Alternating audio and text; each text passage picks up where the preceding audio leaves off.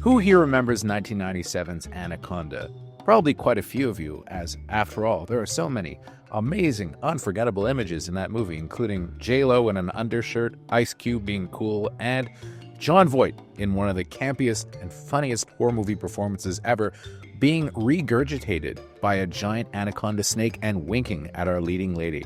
Oh yes, Anaconda was a lot of fun, and it's gotten a meta reboot. It's out just in time for Christmas, but how does it fare? Well, I'm here to tell you it's a bit of a disappointment.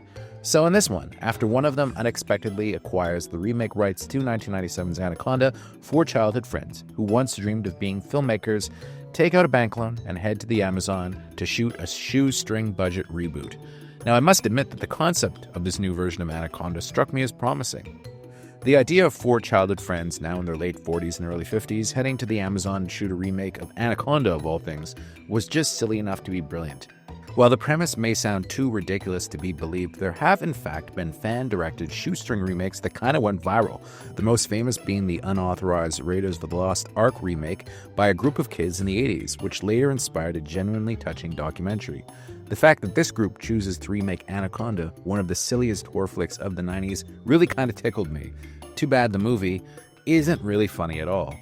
Watching this in the theater proved to be a profoundly disappointing experience, as none of the jokes really seemed to land. Sure, there were some scattered laughs, and there was one guy on my screen who was laughing hysterically at even the lamest gags, but I don't know. I kept waiting for it to get started and become actually funny, and it just never happened.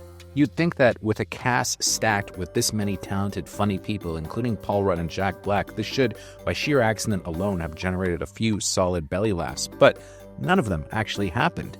Instead, it just came off as desperately lame and unfunny. Part of the problem may lie with director Tom Gormican, who consistently comes up with clever meta-concepts but never quite pulls them off. This was true of his Nicolas Cage satire, The Unbearable Weight of Massive Talent, and it's even more apparent here. Another issue is that I never fully bought into the central premise that these four friends would actually go to the Amazon because one of them somehow secured the rights to remake Anaconda. I mean, who would actually believe that? It's a tough sell, and to make it work, you need a cast that could come across as believably naive, and that's not the case here. Everyone's too old and, well, too smart-seeming. Jack Black and Paul Rudd lead the ensemble, with Black playing a wedding photographer who always wanted to be a director, and Rudd, a former childhood friend who's become a middling Hollywood actor now reduced to extra work. Tandy Newton plays another friend, a newly divorced lawyer, while Steve Zahn is the ne'er-do-well cameraman. All four are tremendously talented, but they're stranded by a plot that requires them to be believably dumb, and none of them really come off that way. Even so, I could have forgiven the shaky premise if the movie actually delivered laughs. Instead, it's a tame PG-13 holiday farce that settles for mild, toothless humor and isn't nearly as incisive about reboots or even the original Anaconda as it should be.